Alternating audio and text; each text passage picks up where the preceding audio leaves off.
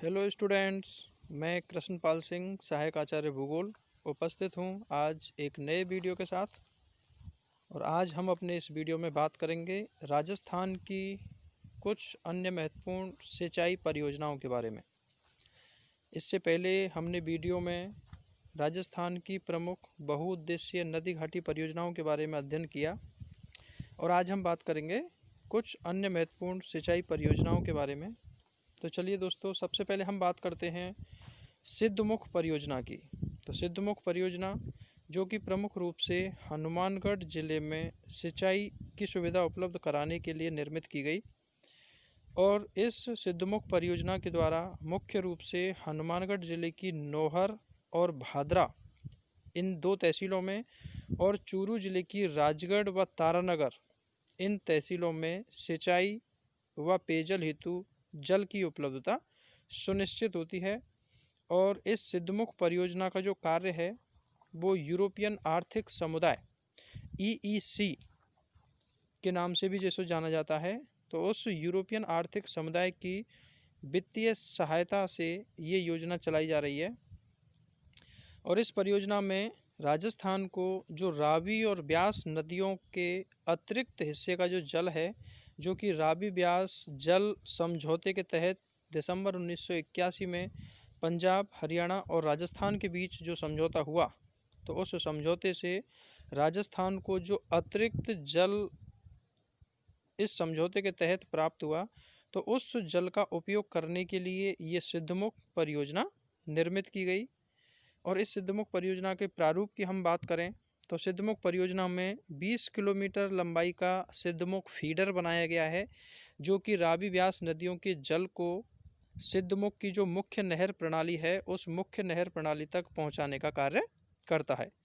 वहीं इस सिद्धमुख परियोजना में 298 किलोमीटर की मुख्य नहर प्रणाली बनाई गई है तथा इस सिद्धमुख परियोजना से लगभग 62,000 हेक्टेयर भूमि पर हनुमानगढ़ और चूरू जिलों में सिंचाई की सुविधा उपलब्ध होती है।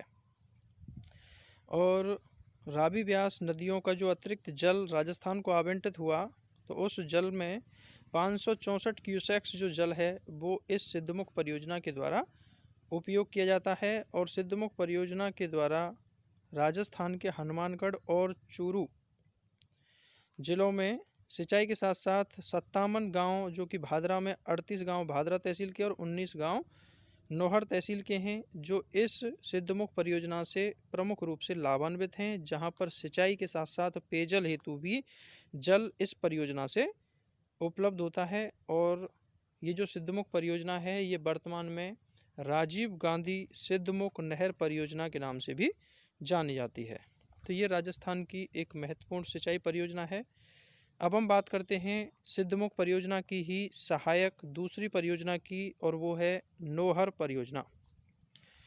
और नौहर परियोजना ये सिद्धमुख परियोजना का ही अंश है और इस नौहर परियोजना से भी रावी और ब्यास दोनों नदियों के अतिरिक्त जल का उपयोग सुनिश्चित होता है। और ये नौहर परियोजना भी यूरोपियन आर्थिक समुदाय के वित्तीय सहायता से ही चलाई जा रही है। और इस परियोजना का लाभ सर्वाधिक जो है हनुमानगढ़ ज़िले की नौहर तहसील को मिलेगा। यदि हम इस नौहर परियोजना के योजना प्रारूप की बात करें तो इस नौहर परियोजना में जो नहर प्रणाली है वो 203 किलोमीटर की नहर प्रणाली है। आप देख सकते हैं स्क्रीन पे 203 किलोमीटर की मुख्य नहर प्रणाली है, जो कि सिंचाई हेतु और पेयजल हेतु जल की उपलब्धता क्षेत्र में सुनिश्चित करती है। और इस नौहर प्रणाली के तहत लगभग 32,000 हेक्टेयर क्षेत्र पर सिंचाई की सुविधा उपलब्ध होती है और 226 क्यूसेक्स जो जल है वो इस नौहर परियोजना के द्वारा काम में लिया जाता है। नौहर परियोजना के द्वारा जो लाभान्वित गांव हैं वो 18 हैं, जो कि मुख्य रूप से हनुमानगढ़ ज़िले की नौहर तहसील में हैं। और इस नौहर परियोजना का जो अनुमानित लागत है वो लगभग 40.6 करोड़ रुपए है। तो इस प्रकार से ये दूसरी महत्वपूर्ण सिंचाई परियोजना थी राजस्थान की, जो प्रमुख रूप से हनुमानगढ़ ज़िले में सिंचाई और पेयजल की आपूर्ति सुनिश्चित करती है। अब हम बात करते हैं तीसरी महत्वपूर्ण सिंचाई परियोजना की, और तीसरी महत्वपूर्ण सिंचाई परियोजना है नर्मदा परियोजना। और नर्मदा परियोजना आप देख सकते हैं स्क्रीन पे लिखा हुआ है। तो ये सरदार सरोवर नर्मदा परियोजना जो है, जिसमें नर्मदा नदी पर सरदार सरोवर नामक बांध बनाया गया है और यह मुख्य रूप से गुजरात, मध्य प्रदेश, महाराष्ट्र और राजस्थान इन 4 राज्यों की सम्मिलित परियोजना है। और इस परियोजना का अनुमानित जो व्यय है वो 548 करोड़ रुपए है। और इसमें राजस्थान में इसकी जो भागीदारी है 0.5 मिलियन एकड़ फीट जल इस परियोजना से राजस्थान के हिस्से में आता है। और इस परियोजना के तहत जो नहरें निकाली गई हैं, तो उन नहरों में 74 किलोमीटर जो लंबाई है इस परियोजना के तहत वो राजस्थान में है, जबकि कुल इसके द्वारा जो नहरी तंत्र विकसित किया गया है तो वो मुख्य नहर 532 किलोमीटर की लंबाई में ये परियोजना का विस्तार है। और यदि हम इसके व्यय की बात करें तो राजस्थान इस परियोजना की प्रथम इकाई में जो व्यय होगा उसमें 2.31% राशि का वहन करेगा और द्वितीय इकाई की कुल लागत में 11% राशि का वहन राजस्थान राज्य द्वारा किया जाएगा। इस नर्मदा परियोजना में जालौर जिले के 76 गांव तथा बाड़मेर जिले के 7 गांवों को करीब 2.5 लाख हेक्टेयर क्षेत्र में सिंचाई की सुविधा उपलब्ध होगी। और राज्य की लगभग 3.5 लाख आबादी, जिसमें 2 बड़े कस्बे और 1107 गांव शामिल हैं, तो उनको पेयजल की सुविधा का लाभ इस नर्मदा परियोजना से मिलेगा। और ये जो गांव हैं ये मुख्य रूप से जालौर और बाड़मेर जिलों के हैं।